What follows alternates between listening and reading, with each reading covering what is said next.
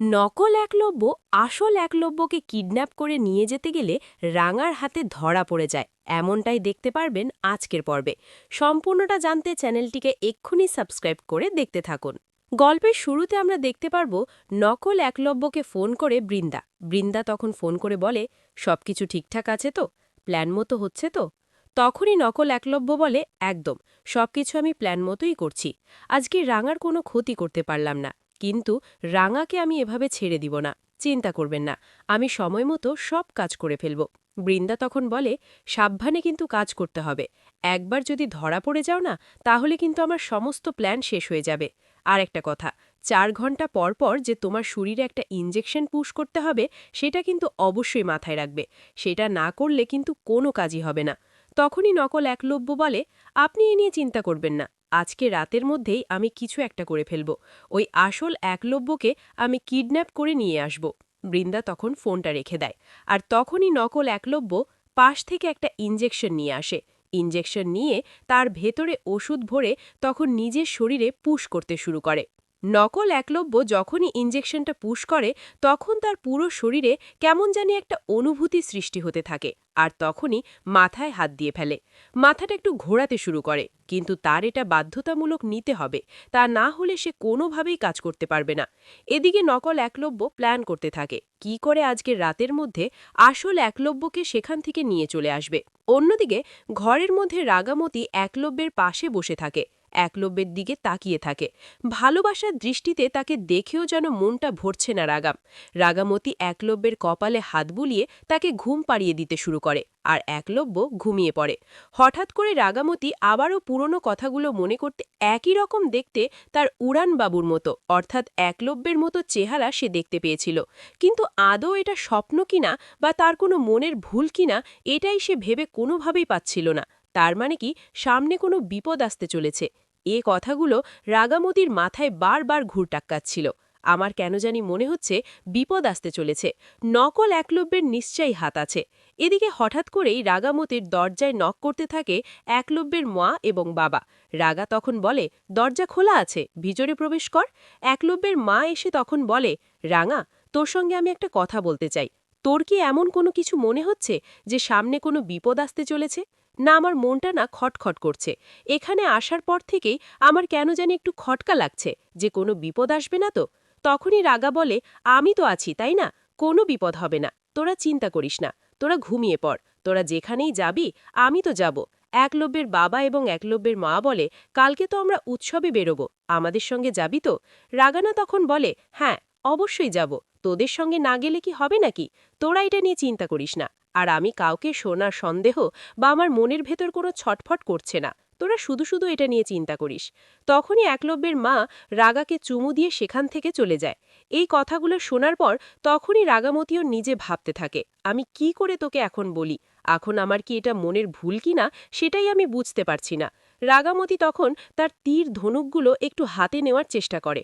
হঠাৎ করে একটু ঘটকা লাগে, আশেপাশে কেউ নেই তো? আমাদের কথাবার্তাগুলো কেউ শুনছে না তো? জানালার ধারে এসে তখন সে তীরটাকে তাক করে কাউকে দেখতে পায় কিনা, কিন্তু রাগামতি তো কাউকেই দেখতে পায় না। রাগা তখন বলে, এখানে তো কেউ নেই, আমার তবু কেন জানি মনটা ছটফট করছে। আমার মনে হচ্ছে আমাদের কেউ না কেউ নজরে রাখছে, আমাদেরকে বিপদের মুখে ফালার জন্য। অন্যদিকে দেখা যাবে যে নকল একলব্য যে বাইরে কথা বলছিল, তখনই পাশের বাড়ির একটা কাকিমা রাঙাকে ফোন করে। রাঙাকে ফোন করে বলে, তোমার বড় বুঝি তো চেঁচামেচি করে কার সঙ্গে যেন কথা বলছিল। রাগা তখন বলে, তুই একটু ফলো কর, তার কথাগুলো একটু একটু শোন, যে বাড়িতে কেউ আসছে কিনা বা কাউকে কোনো কথা বলছে কিনা, এগুলো আমাকে জানা। তখনই কাকিমা বলে, আচ্ছা, আমি দেখছি। রাগা তখন বলে, কোনো অঘটন ঘটলে বা কোনো কিছু উলটপালট দেখলে তুই আমাকে ফোন করে সবটা জানাবি। এই বলে তখন রাগামতি ফোনটা রেখে দেয়। অন্যদিকে দেখা যাবে যে নকল একলব্য ঘরের ভিতরের সামনে অনেকগুলো খাবার নিয়ে পড়ে অনেকগুলো নুডলস নিয়ে রাক্ষসীর মতো খেতে শুরু করে, যেমন জীবনে সে কোনো কিছুই খায়নি। কিন্তু তার শরীরে ইনজেকশনটা পুশ করার পর সে একটু অন্যরকম আচরণ করতে শুরু করে। অন্যদিকে রাগামতি ঘরে আবার চলে আসে। ঘরে এসেই তখন একলব্যের পাশে আবারও বসে থাকে, বারবার শুরু একলব্যের দিকে তাকিয়ে থাকে। তার মানে কি আসল একলব্য এটা, নাকি নকল একলব্য? এখনও তো কোনো কিছুই বুঝতে পারছে না রাগামতি। রাগামতির সন্দেহ হয়, এখনও যে তার সেই স্বপ্নটা কিন্তু সত্যি হতে চলেছে। এদিকে কিছুক্ষণ পরই দেখা যাবে নকল একলব্য চলে আসে, রাগামতিকে এখান থেকে বের করে একলব্যকে নিয়ে চলে যাবে। আর সেই প্ল্যানটাকে কাজে লাগানোর জন্য প্রমিতা এবং নবারুণের ঘরের সামনে এসে দাঁড়িয়ে থাকে, যেন তাদের ঘরে আগুন লাগিয়ে সেখান থেকে পালিয়ে যেতে পারে। নকল একলব্য জানালার ধারে এসে তখন জানালাটা খুলে ফেলে। জানালাটা খুলে ফেলে তখন হাতে একটা মশাল নিয়ে নেয়। এই সুযোগটাকেই এখন কাজে লাগাতে হবে। নকল একলব্য যে বলা সেই কাজ, আগুন ধরিয়ে সেই আগুনের সেই মশালটাকে ঘরের ভেতর দিয়ে দেয়। তখনই নবারুণ ঘুম থেকে উঠে পড়ে আর আগুন বলে চিল্লাতে শুরু করে দেয়। প্রমিতাকে ডাকা শুরু করে দেয় নবারুণ। প্রমিতাও ঘুম থেকে উঠেই দেখতে পায় তাদের দরজার সামনে আগুন। তখনই প্রমিতা এবং নবারুণ দুজনে মিলে রাগাকে ডাকতে শুরু করে, কে আছো, বাঁচাও বাঁচাও, এই বলে তখন চিল্লাচিল্লি শুরু করে দেয়। রাগা তখন বলে, কি ব্যাপার, হঠাৎ করে চিৎকার করছে কেন? তখনই রাগামতি আবারও তীর ধনুকটা হাতে নেয়। তীর ধনুক হাতে নিয়ে বাইরে বেরিয়ে আসে। বাইরে বেরিয়ে এসে দেখতে পায় যে আসল ঘটনা কি, যে ঘরের ভেতর আগুন লেগে পড়েছে। অন্যদিকে হঠাৎ করে রাগাকে দেখতে পায় নকল একলব্য, আর তখনই লুকিয়ে পড়ে। সত্যজিৎও চলে আসে। সত্যজিৎ তখন দরজাটাকে খোলার চেষ্টা করে, কিন্তু কোনোভাবেই খুলতে পারছে না। একলব্যের বাবা তখন বলে ওঠে, আরে দরজার সামনে আগুন, আমরা তো আসতে পারছি না, কি করে খুলব, তাই না? এই বলেই তখন চিল্লাতে শুরু করে।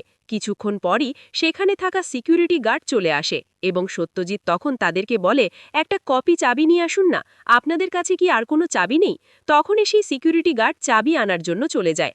আর এই সুযোগটাকে কাজে লাগানোর জন্য নকল একলব্য আসল একলব্যকে এখান থেকে সরানোর জন্য ঘরের মধ্যে চলে আসে। কেননা রাঙাটো ঘরে নেই, এখন শুধুমাত্র একলব্য চলে এসেছে। তখনই নকল একলব্য আস্তে আস্তে করে একলব্যের কাছে আসার চেষ্টা করে। এসেই তখন হাতে একটা রুমাল নেয়। রুমালের মধ্যেই তখন কিছু একটা ইনজেকশন অর্থাৎ ওষুধ পুশ করে নেয়, যার মাধ্যমে একলব্যকে অজ্ঞান করে সেখান থেকে নিয়ে চলে যাবে। রুমালটা দিয়ে কাছে আসার চেষ্টা করে একলব্য।